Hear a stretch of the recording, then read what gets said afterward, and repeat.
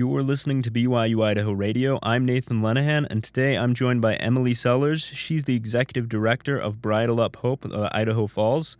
Emily, thank you so much for being here today. Yes, thanks for inviting me. So before we get into Bridle Up Hope and what it's all about, I was just wondering if we could get a bit of background information on yourself so the listeners could know you a little better. Sure. So actually, my major was animal science and biology, and I was a pre-vet major that turned finance, where I spent 16 years in the finance industry as director of accounting and a financial controller.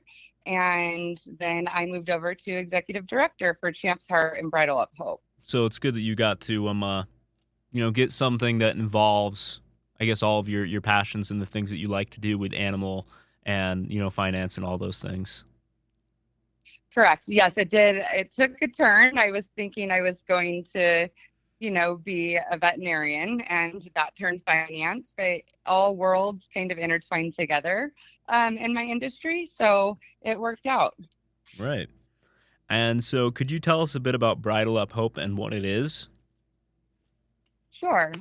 So Bridle Up Hope is transforming lives by combining the healing power of horses with personal development, with principles based to empower women and girls in the community.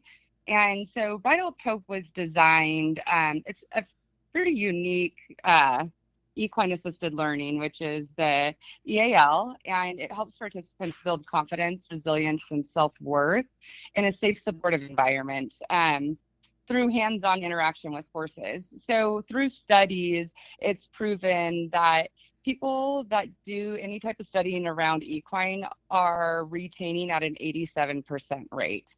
So this helps the interaction of the hands-on and also as development for emotional awareness, communication skills. We teach the ability to set healthy boundaries that translate directly into their everyday life. So what's even more unique about Bridle Up Hope is that it's intentional with Stephen Covey's 7 Habits of Highly Effective People, which is a program curriculum. And it basically provides like a framework for creating lasting life changes and habits, like being proactive, setting goals, starting with the end in mind, prioritizing effectively, and building meaningful relationships. So in looking online on your website about Bridle Up Hope, it talked about the connection between horsemanship and leadership. And so how do you think those two tie together? Well, with the leadership, when it comes to the equine, horses are very intuitive animals. So you have to be their leader or they don't respond to you. So they have to feel your confidence to feel confident in what you're asking them. So I feel like that is implemented in everyday life. If you approach something and you're not very confident about it, chances are you're not going to be as successful. So the horses really help us teach the girls that lesson. Like their confidence radiates, the horse's behavior and the willingness to do what they're being asked is night and day difference. So you can see when we've got more of like a timid student and it's their first time and they start to ask the horses for certain cues, the horses are standoffish or they're nervous or they're pushy into their space. And so I feel like that really helps the girls see, like, to be a leader, we have to be confident. And that really kind of goes with the structure of our program. To be confident, we have to start with the end in mind. So we've got a goal setting for each lesson that we do. So I would say that's how our leadership goes hand in hand. With a horse as a companion, like how you explained how it worked, I could see how that would lead to retained confidence and something that stays with you. Correct. And just like with anything, when you see it work, it's like that aha moment, that light bulb goes off.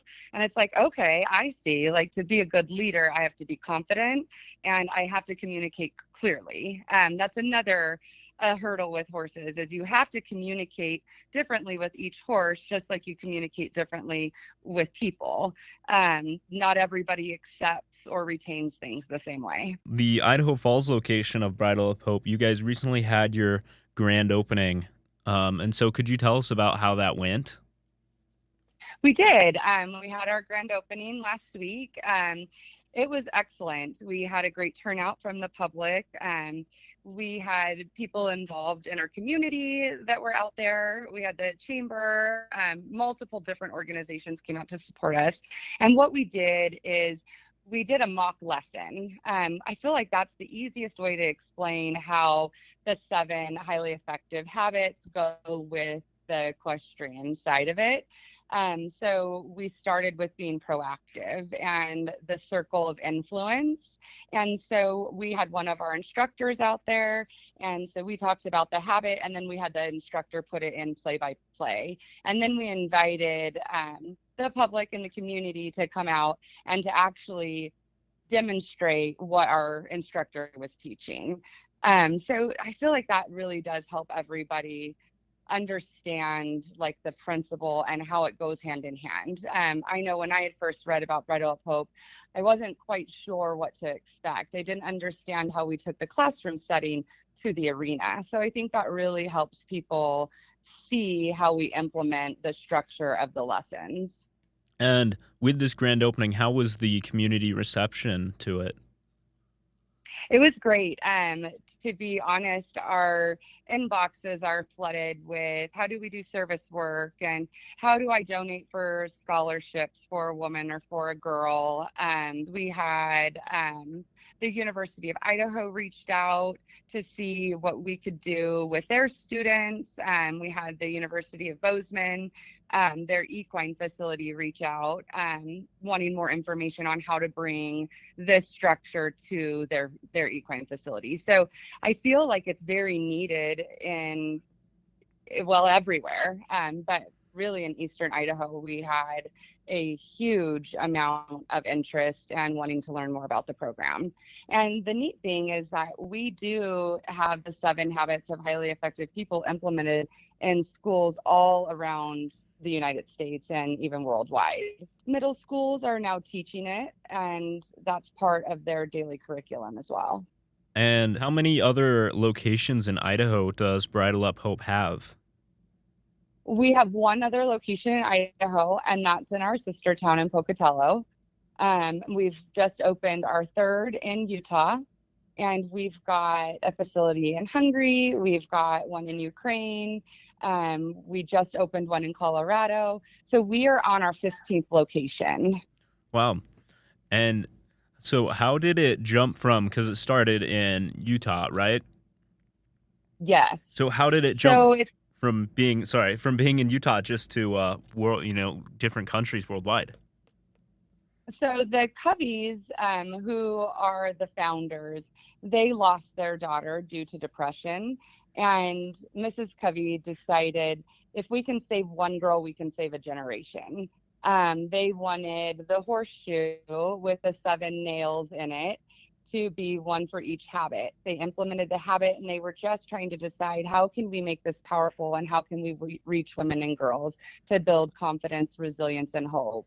And it just took off. So they decided that they were going to franchise. It started just as a small little neighborhood type thing that they were doing to help girls in the area.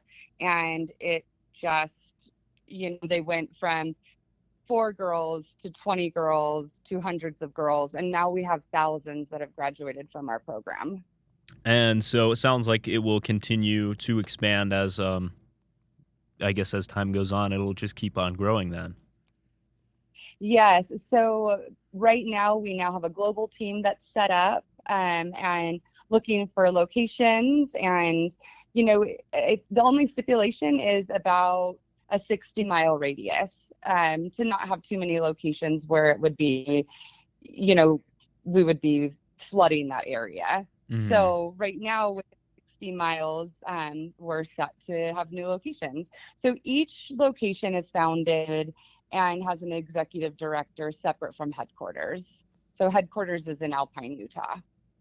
So Right. our location in Idaho Falls was founded by Constance Foley, and I'm the executive director here. So each of our different branches have different founders. And so did you work with Bridle Up Hope at all before becoming the executive director of the Idaho Falls location? I did not. We went to Bridle Up Hope for training, and it was a pretty extensive period of time. So we decided that we wanted to be a licensed facility. And so we went up for a week-long training and we became certified, and then we're able to bring Bridle Up Hope. It's a whole approval process. So we work under the umbrella of headquarters.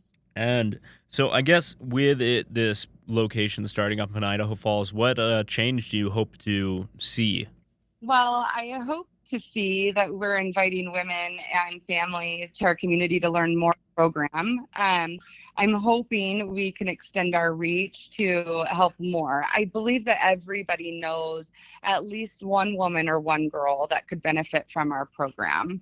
Um, I just feel like it's more than learning to work with the horses. It's about helping the women and girls recognize their value, and also we're able to equip them with tools to navigate life and confidence and purpose. Just last, is there anything that you would want the community to know and understand about the work that you were doing there?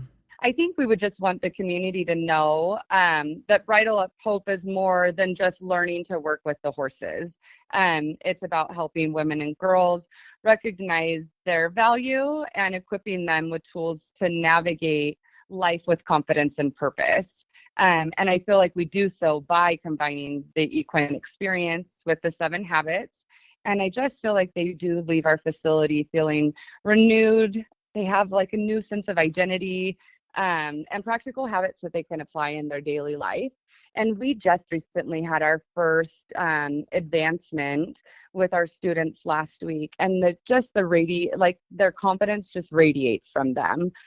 We had guest speakers, which were parents, talking about how they've seen the change in their daughters, just feeling happy and empowered. And I just think that this is a program that it doesn't matter what you're experiencing in life, whether it's trauma, depression, just looking for a deeper sense of purpose.